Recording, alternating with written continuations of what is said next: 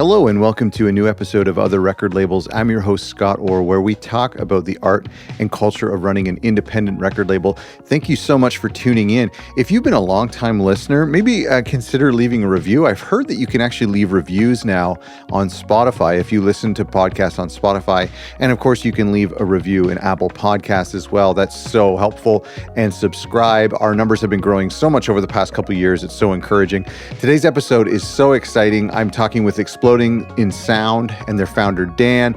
And this is a great chat and one of those chats that I'm so happy to have had and one of those chats that are just helpful. And that's the whole ethos and purpose of this show, is to speak with record labels who are inspiring and to get inspired by them. And so I hope that happens for you today.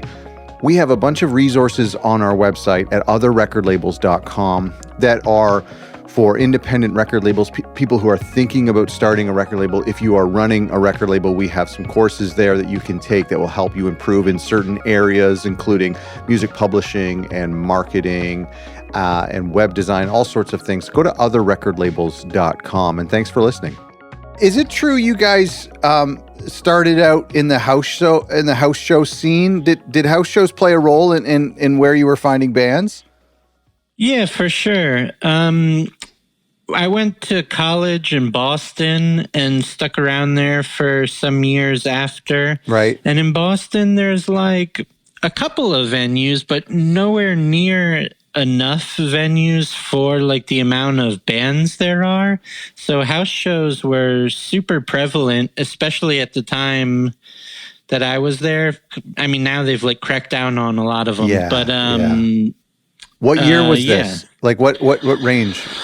Around like anywhere between like 2004 and 2010. Okay. But yeah, I was going to house shows like, 4 or 5 nights a week. That's awesome. And like at some point, I started realizing like, wow, these are like legitimately my favorite bands. And were they like, was there like a modest PA system, or were things like unplugged? Like, how did it work?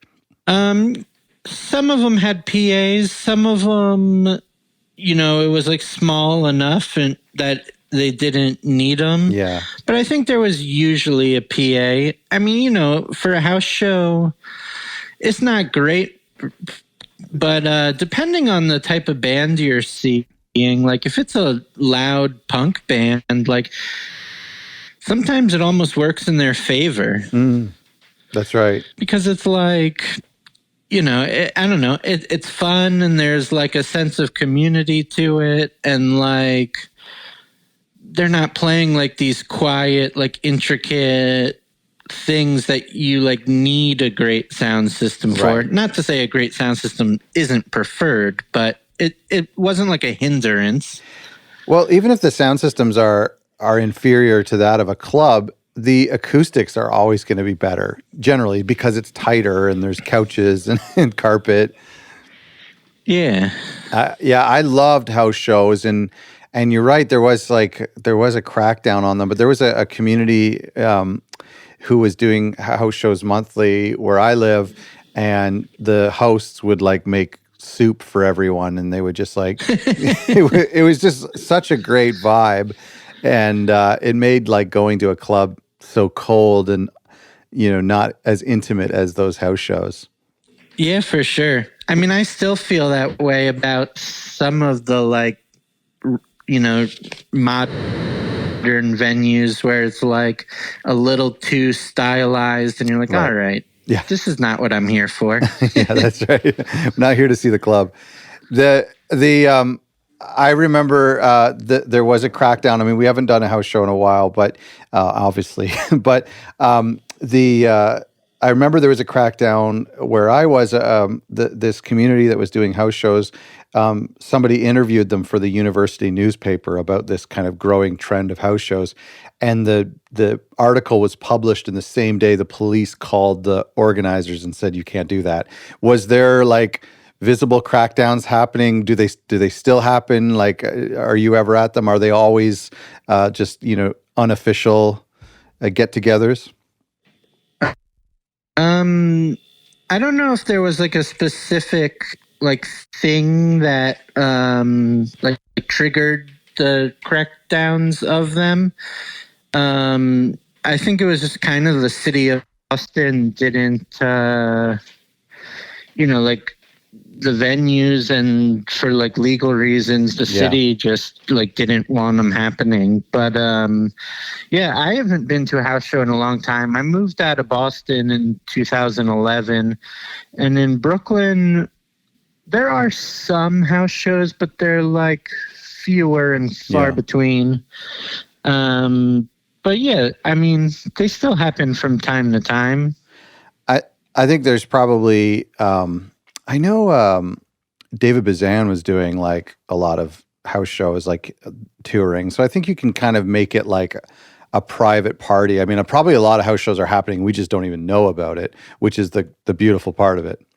For sure. And yeah, like you do sometimes see like established artists who like make a quieter music and are like a bit older, do like house show tours. But I think those are a very different thing where they're like playing in someone's living room and it's like an acoustic kind of deal. Yeah, with chairs set out and hors d'oeuvres and stuff. Yeah. Over the years, has A&R changed at all? Is it more digital? Is it more like 3 degrees of who you know? Or is there still moments of being at a venue and hearing a band for the first time? I'd say it's probably more of the latter as far as exploding in sound is concerned, or more of the former. Okay, like 3 degrees of who you know. Sure. But to an extent, I also run like a music blog, and like in the process of doing that, I've discovered bands that like I have no connection to, but other than the fact that I love their music. And we've got like a couple of releases from like international bands that we're putting out next year who like I've never met them in person. I've never seen them live, but their music just connected with me on like such a heavy level through like doing the blog that I like asked if they would want to work with us. And it's been great in that way. So I think there's still like a dynamic range of how we find bands. Well, it's great. I mean, having a young artist get signed through a community and through, not just who you know, but actually working hard to build a community and relationships is really organic and great. But it's nice to hear from what you're saying is that sometimes the cream rises to the top, and sometimes you're just played a track and that strikes you right there. That's kind of exciting to hear. Yeah, for sure. I think like finding your community is great, but if your community is like outside like the walls of the community that like I'm in, it doesn't, it's still a community. It's just not the one I'm familiar with. That's right. If that makes sense. Sure. I read this interview where you essentially said that as your label grew bigger, things didn't necessarily get easier, things maybe got crazier.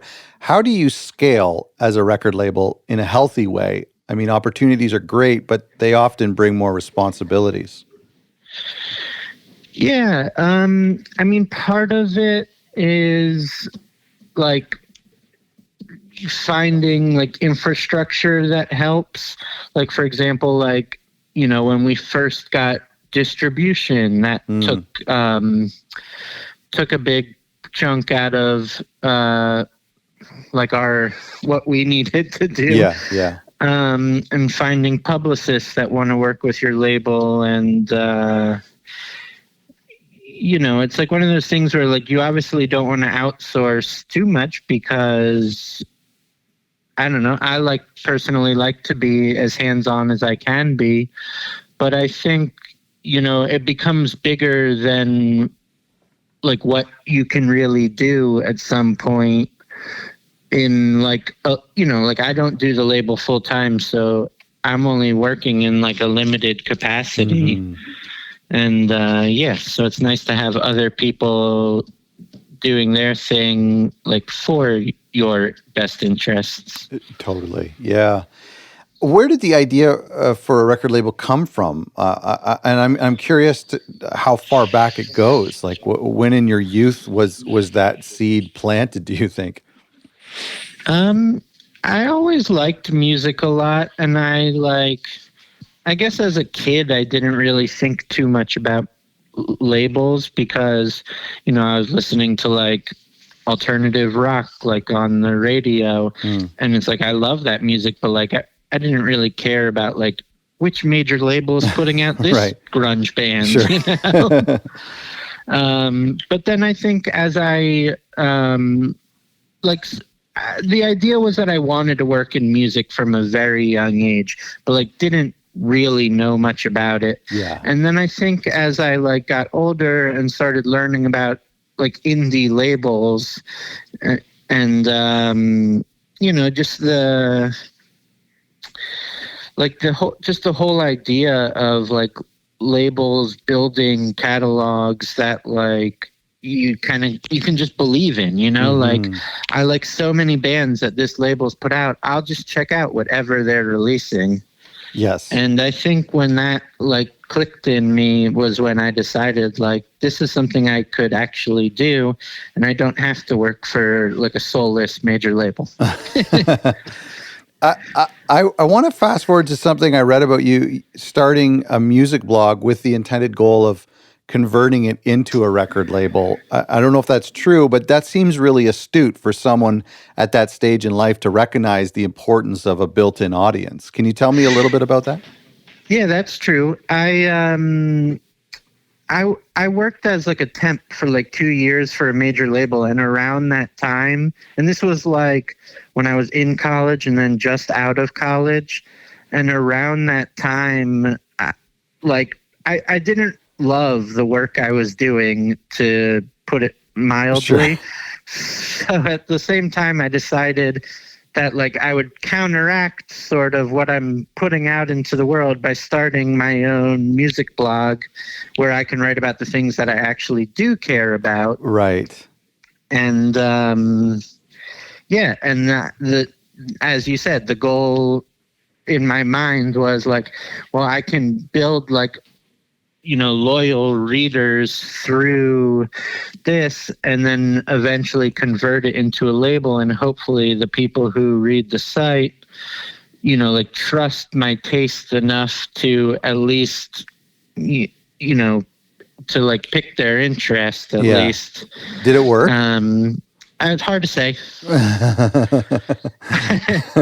But it's a good thought. To an extent, and I think to an extent it also helped when I like started approaching bands that like, they were all very familiar with what I was doing. Yeah. And like we had written about some of them like on the site. Yeah. And, they knew I cared, if nothing else. Yeah. Yeah. I love the idea, and I always love hearing the origin stories of labels on this show, and I love it when it comes from. And I talk to a lot of like new labels and people who are thinking about starting a label, and I hear different stories, like a record store who is thinking about becoming a label. And for me, that makes so much sense. I mean, you have people coming into the store every day to buy a record. They trust you as a curator. It just makes so much sense. And same thing with mastering engineers who are thinking about doing it, or recording studios. I just feel like a blog, I think that makes total sense to me. Yeah, I mean, I basically ran the blog the way I run the label, and it's like almost entirely out of like a love for music and not so much like a love for like the business structures that are in place. Right.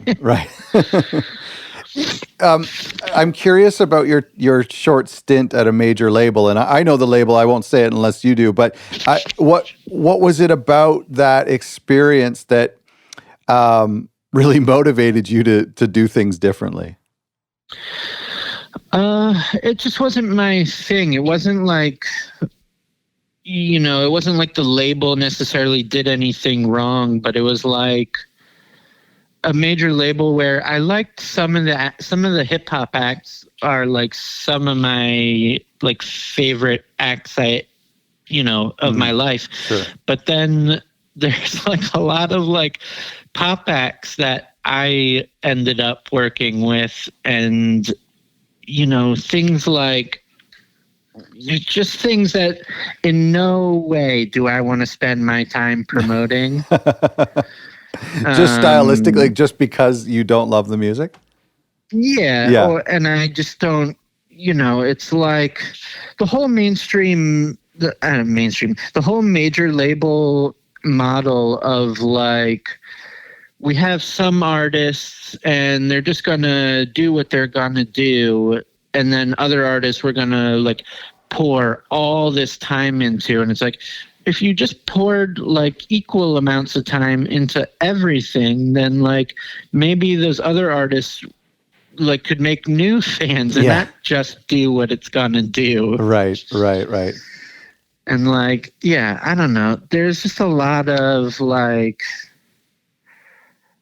things that it just like kind of turned me off. And I also felt like a lot of the people I worked with like maybe didn't so much care about like what music they were releasing so much as like it was like a job versus like a passion. Sure. And I get that because like at the end of the day, it's about, in the major labels at least, it's about like making as much as you can make. But like I wasn't coming at it with that perspective.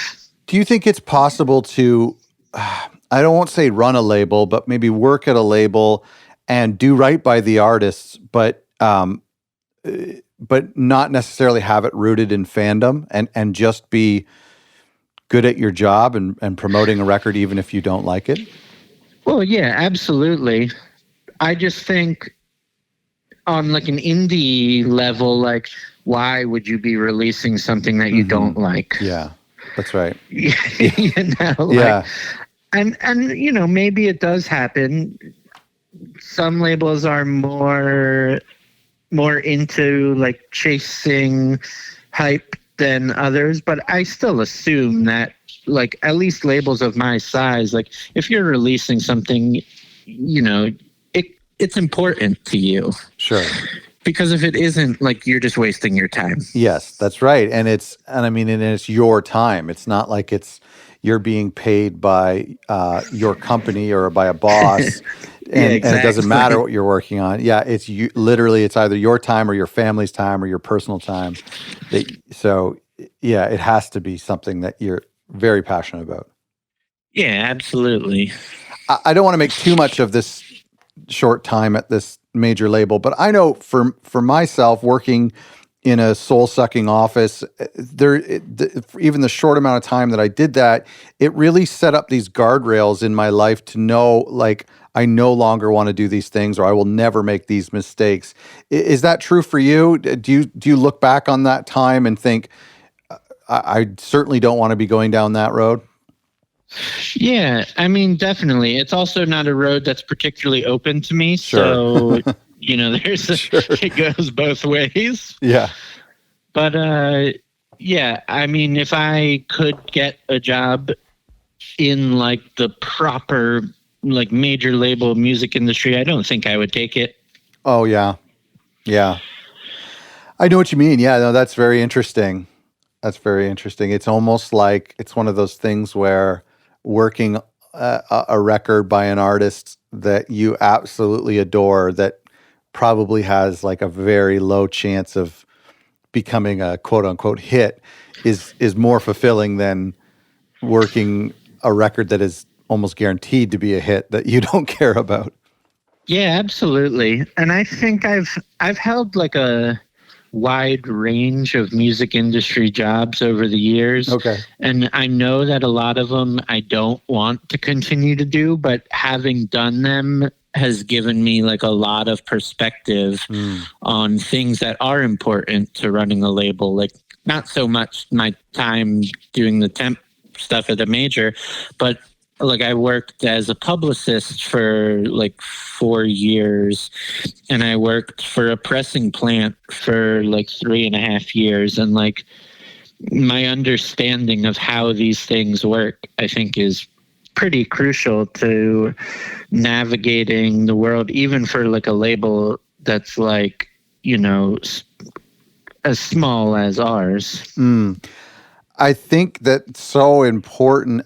If you're starting a label, it's almost like it'd be really beneficial to spend a month or 3 months to go and tour a pressing plant and tour a college radio station, and to maybe volunteer with a publicist or something for a couple of weeks. Just, it totally gives you such great perspective. Yeah, for sure. And like just understanding the way those worlds work is such a valuable like asset, because like some people just want to dump like all their money into like press, but like you have to understand that like there's like a ceiling to it, and that it does go with like how productive the artist really wants to be. Like you can't like make something happen that like doesn't exist. Right. What? And I learned that by doing campaigns for bands no one's ever heard of that do no touring, and it's like, this is good music, how come no one's writing about it? It's like, oh, because there's like no visibility on this band. Sure. Yeah, that's true. As we talk about the record label and all of the operations of the record label, I'm curious for you, what is it that really drives you? What section of running a record label? What I love about record labels is the variety of the job. Some days I'm actually okay to punch in numbers into a spreadsheet. I love the listening to music, the designing of music, all of these things. Is there something like a specific section or task of running our label that excites you the most? Well, other than like finding bands and listening to new records, I like a lot of it. I actually enjoy doing like quarterly payouts because it's nice to see the bands get paid. Get paid, yeah, sure. I actually, oddly enough, like enjoy packing up records. It's nice to know that these are going out into the world to someone who wants to also enjoy it. Yeah. I mean, there's definitely days where I'm like, why don't I have a fulfillment company? Sure. Yeah. But that's more a post-pandemic thing, but, or not post, but during the pandemic. Yeah, sure. Whatever.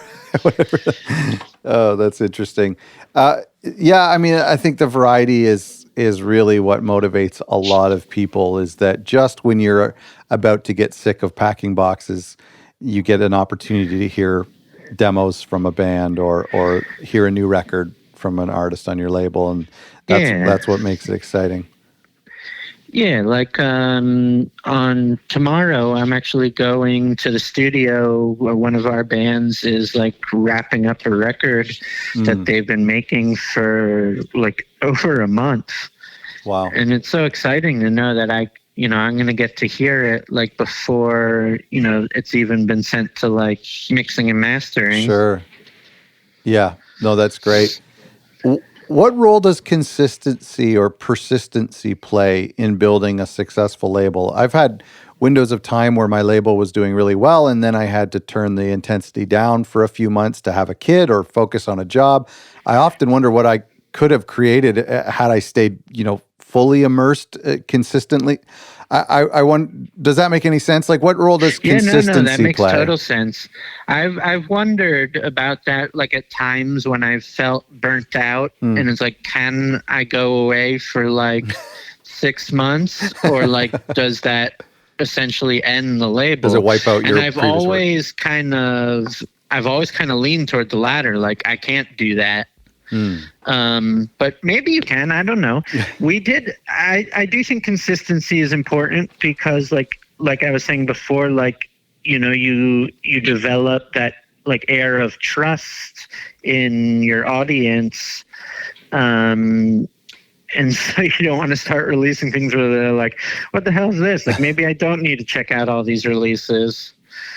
But yeah, I mean, I think, you know, you plug along at your own pace, and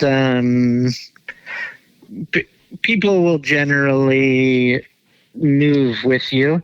I mean, you see some labels that are putting out like 3-4 releases a year, and then you have others that are putting out like 20, and Sure. we're generally closer to like the 20. Yeah. And it's like something I've like consciously tried to slow down, and yeah, it's very hard. And you can't slow it down? Yeah, because like either your artists are ready with their next record, or you get the opportunity to work with someone, Sure. and you just don't want to say no. Yeah. But yeah, I mean, last year, you know, if there's one caveat to something good last year, slowed us way down. Right.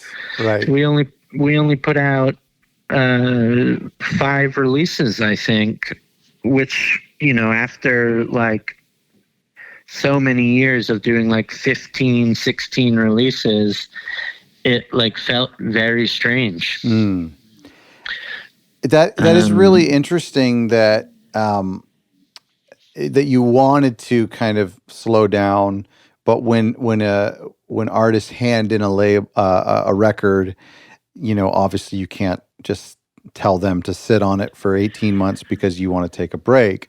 How can you avoid burnout then at that point? There might be a breaking point for some people. Yeah, that's what I'm trying to figure out. I mean, I think at that point, at some point that like selectiveness plays a large part in that, in like the regards that if I'm being extra selective with what we release, then I won't necessarily get that burnt out feeling because I'm just so excited about what we're putting out versus like, okay, I guess we're going to do this. And like, you know, like if you're not feeling great about it from the start, like it's much easier to feel burnt out. Yes, 100%. And like sometimes it's an artist you love, but like a project that like, you know, maybe doesn't need this like large rollout or like press campaign or vinyl campaign. And it's like, this would have been a great digital release. Sure. It would have been a headache for no one, and we would have just moved on. Sure. Yeah. But instead it became like the latter or the former, and you know. But that's hindsight. How do you have foresight on those type of things? I think you learn through previous releases. You know, it's like, well, remember when we did this release and I felt like, you know, people might not be so receptive to it, and then they weren't. Right. Yeah. Let's not do that again. I think that's especially true with like reissues or live albums or, you know, kind of like out of album cycle releases. You think, hey, maybe we should do this on a special vinyl, but you know, there might not be as big of an audience for it as we think. Yeah, absolutely. Or like still do it, but like scale it way down. Sure. Yeah. Yeah. And we also did for 2 years, we did like a tape club. Oh, okay. Which I was really into, and I thought it was cool. And like, you know, we got enough subscribers that it made sense. So there was like, I have no regrets in that regard. It's solely in like in terms of just like, okay, so now we have all our usual releases plus 6 more that we're like cramming in there. Yeah. And it was like, you know, like I was doing like press campaigns, like you can only promote so many things at once, Right, you know? right. So you were doing tape releases that weren't like, these were standalone records just for the cassette club. It wasn't like a cassette version of something that you were also doing through the label? No, they were like all standalone albums. Wow, that's crazy. Yeah. Yeah. And like, 6 releases isn't that much, but it is when you're like putting it together with the like, say 10 or 12 you were already going to release. Yeah. Oh, for sure. Yeah. There's a great quote as you were talking. I've tried to kind of live my life by recently, where it's like, it says, if it's not a hell yes, then it's a hell no. And I've been trying to think about that, like when I maybe want to work with an artist, I'm like, yeah, this could be cool. Then it's like, listen, if I'm pondering it, then it's a no. But if it's a no brainer, then it's a yes. Yeah, that's a good point. And I do think that like I'm personally getting better at passing on things, but it is hard because like, especially like, as we've been a label now for 10 years and we've worked with a lot of artists, and a lot of people have like, their band breaks up and then the members of those bands splinter into like 3 different bands that then want you to release their music. Right. And like, those are the hardest things to say no to, because sure. You like those people, you enjoy working with them, you clearly like the music they make, but it's like, you're going to play like 3 shows a year. Does this need a label? Right. And is there any factors of FOMO of like that, I can't release this record, but I also don't want it to go elsewhere? Yeah, for sure. I mean, I get over that pretty quickly because like, I don't if it finds a different home after I pass on it, good for them. And I hope it does wonderfully because, Sure. At the end of the day, I just want people to hear it. Yeah. It's like a much different, like, I'd rather have like that feeling than like a band shop their record around without asking if I want to put it out. Oh, that's right. Yeah.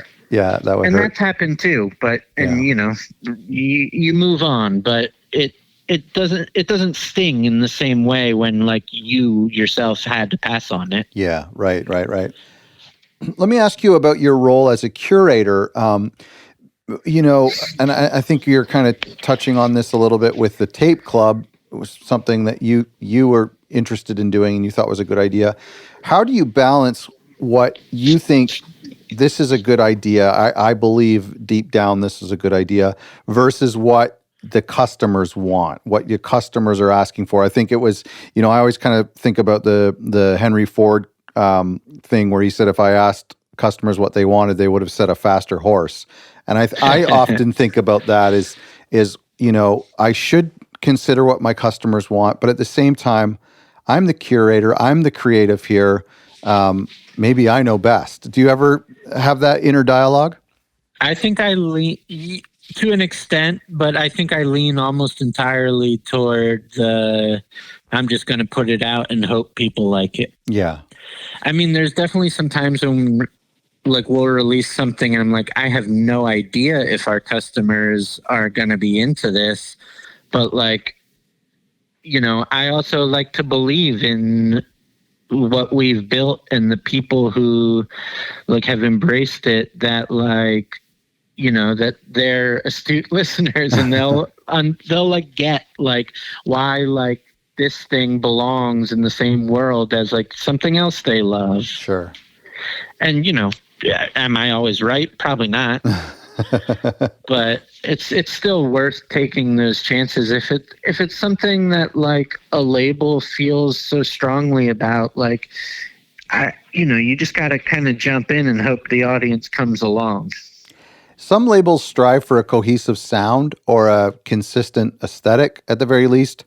Do you see a common thread in the artists you work with? If not stylistically, maybe something deeper? I like to think so. And, maybe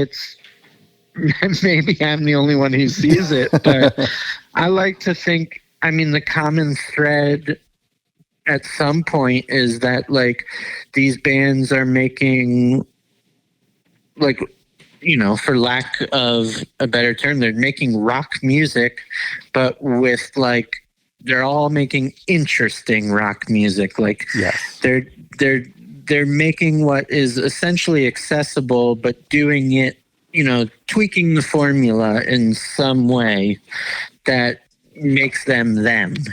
Right. Like I think a lot, and to each their own, but I think a lot of like indie rock these days is just like successful indie rock too, is just really boring. So like to me, like I want a band that's dynamic. I want a band that, is subverting your expectations, like not for the sake of doing it, but because that's how their mind is working and that's how they write, in a way that is different from, whatever like cookie cutter indie sound. Sure.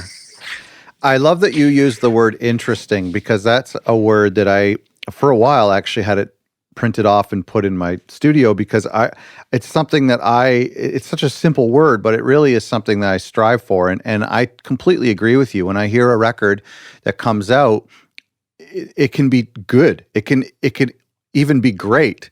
But if it's not interesting, then I probably won't play it again. And I find that I find it interesting, but it to me, that's like a really cool part of the industry, is when you listen to something, it can be great, but it's really important that it's interesting. Yeah, and what's interesting about it can be, 1,000 different things. Mm-hmm.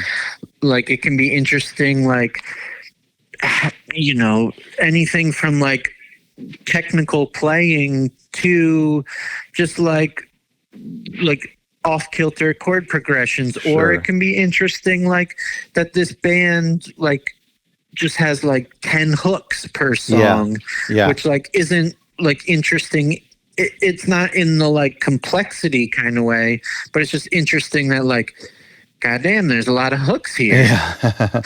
or even like if it's a rock band who puts out like kind of a folkish record, or vice versa, that in itself is interesting.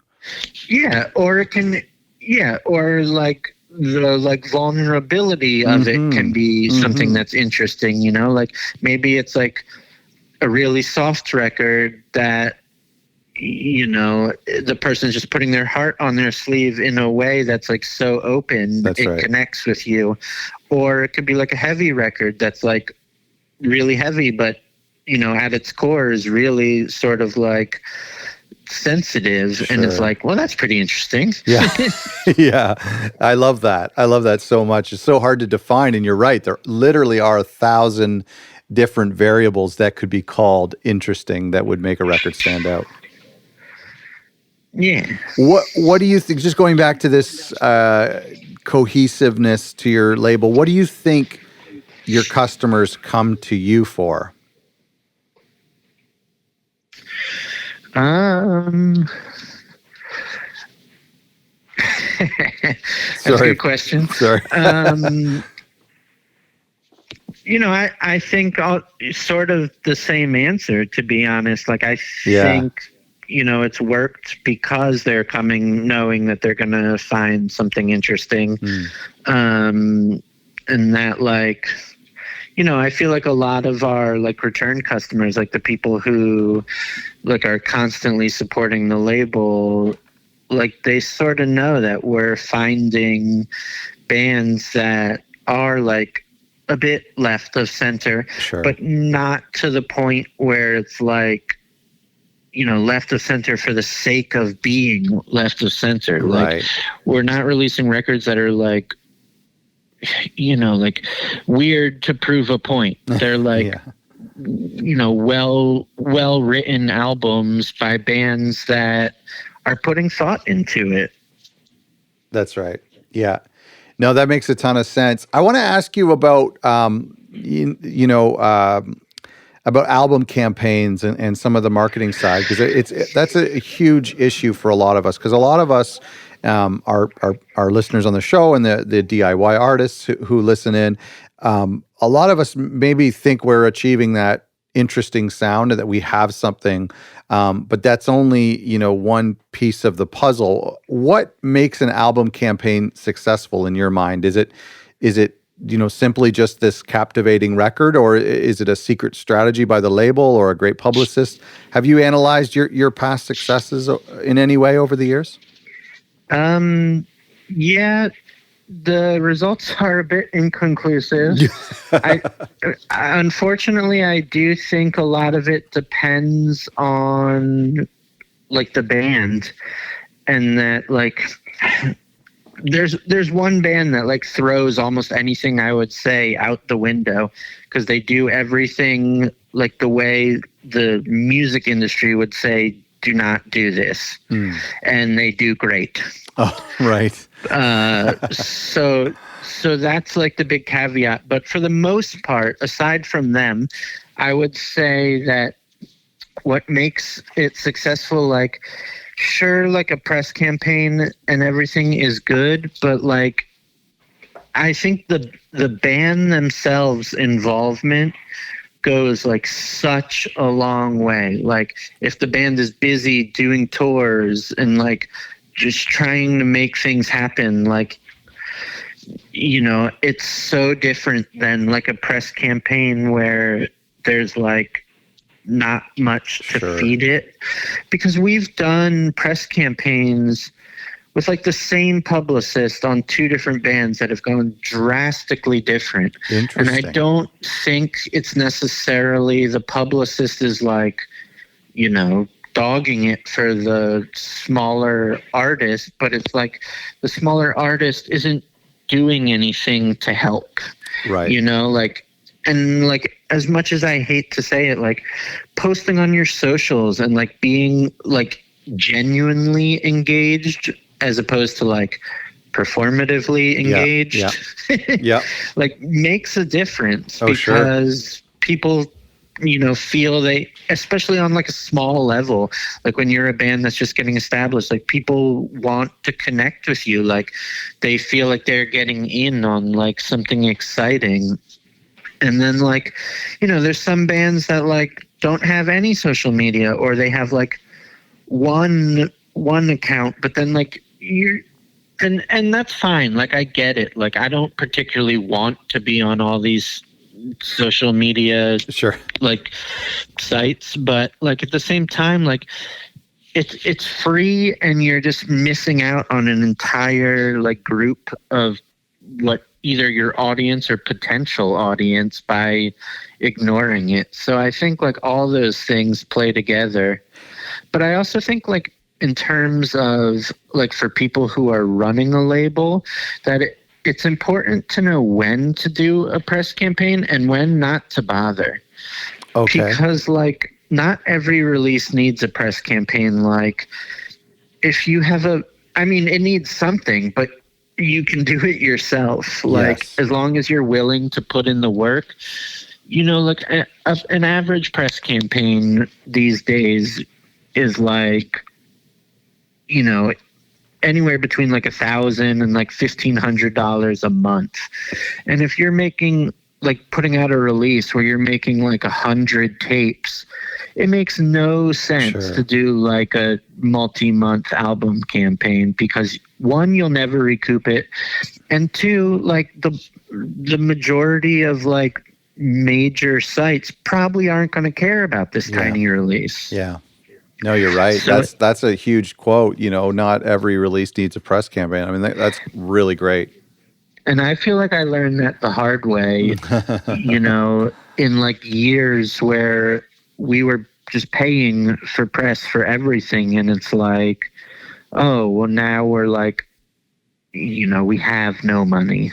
Right. And it's like, how did this happen? Oh, yeah, because we paid for all this press that like we should not have done.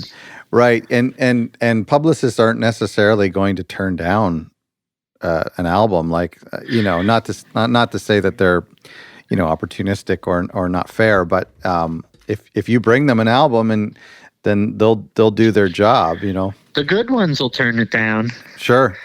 right? And I think almost not even because they're not being opportunistic, but because like they're like, well, we're not going to be able to get anything for this, and it's going to look bad for our big That's PR right. company. Oh, that's true.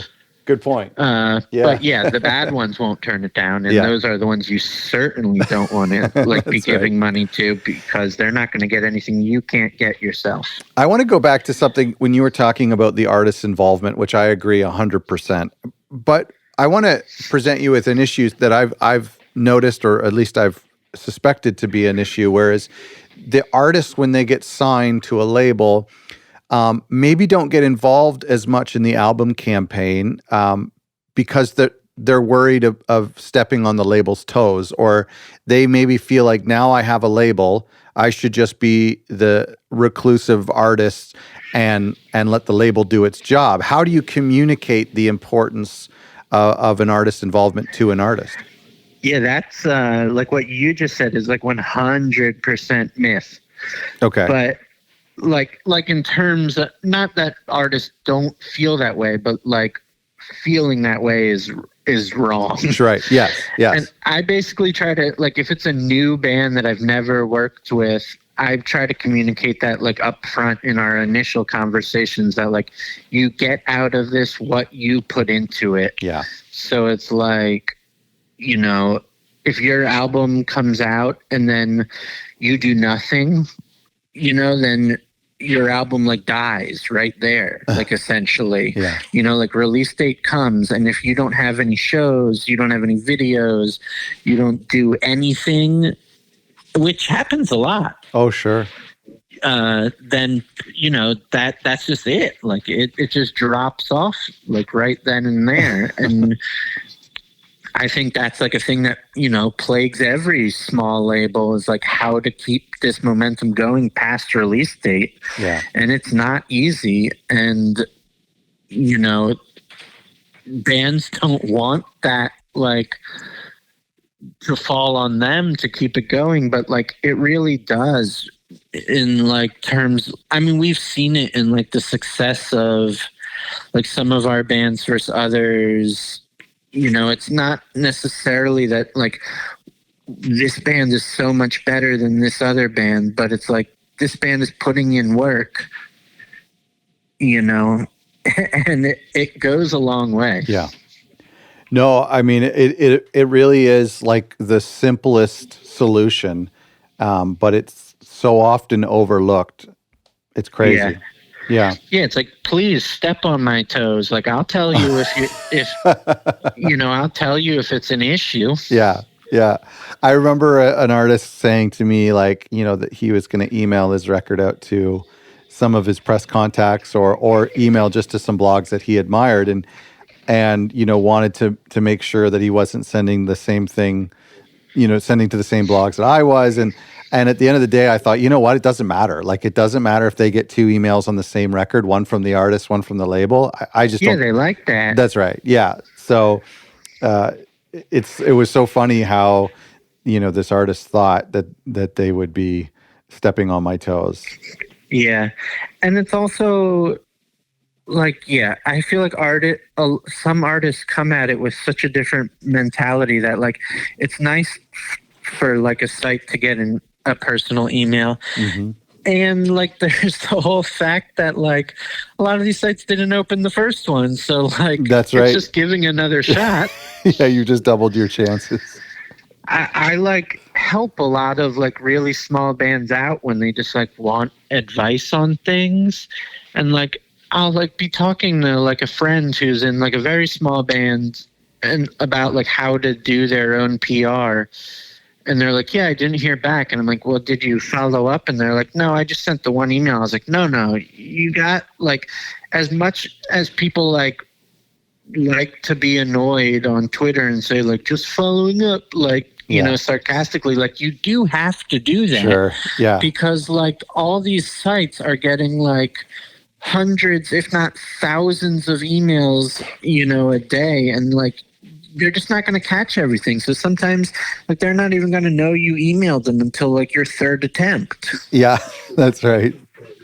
I think I followed up with you for this show a month later, and it worked. Yeah, and it wasn't like I ignored it. I just totally missed the first one.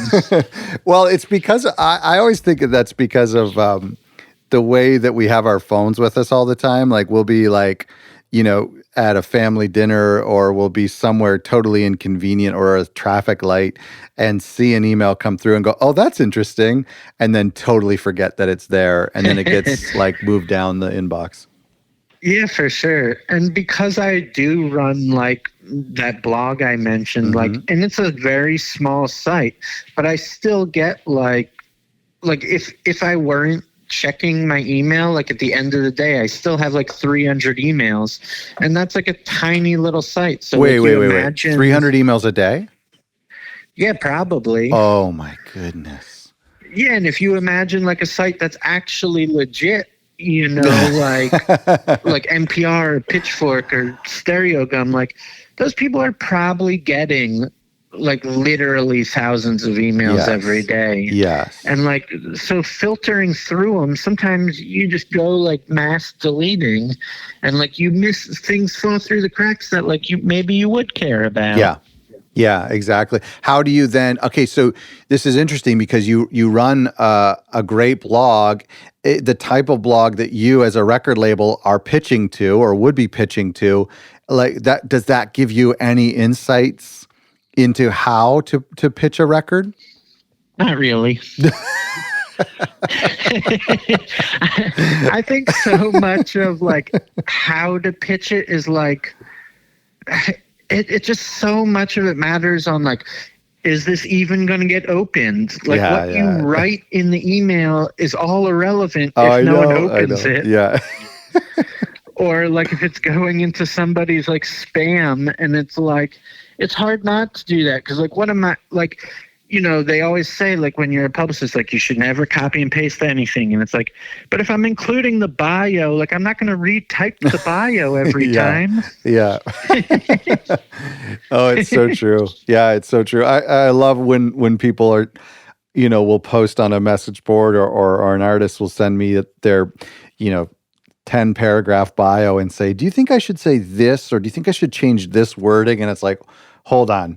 If you have a 1% chance of somebody opening this email, and then your only likelihood is they're just going to scroll down and click on the SoundCloud link or whatever. That's it. Nobody's reading this. Yeah. But at the same time, like you really can't send one without one. Sure. I got a press release the other day from like, I know the publicist, and the bio said like such and such band is from somewhere, and that was literally the entire bio. And I emailed him back and said, what, really? This is their whole bio? Like why even include that? I'm guilty of that. It was like 4 words long. That's tough.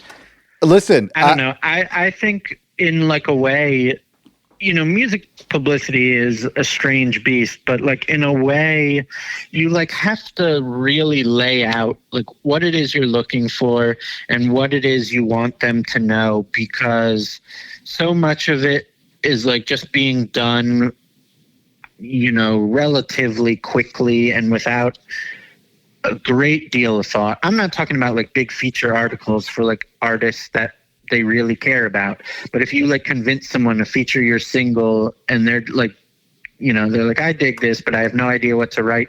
They're just like more or less rewording what's in the press release you send. Yeah, no, that is true. Yeah, you're right. So they might, if they're looking to write something and you only provide them with a half of a sentence, then that's going to make their job. Yeah, it's going to make their job harder. Yeah.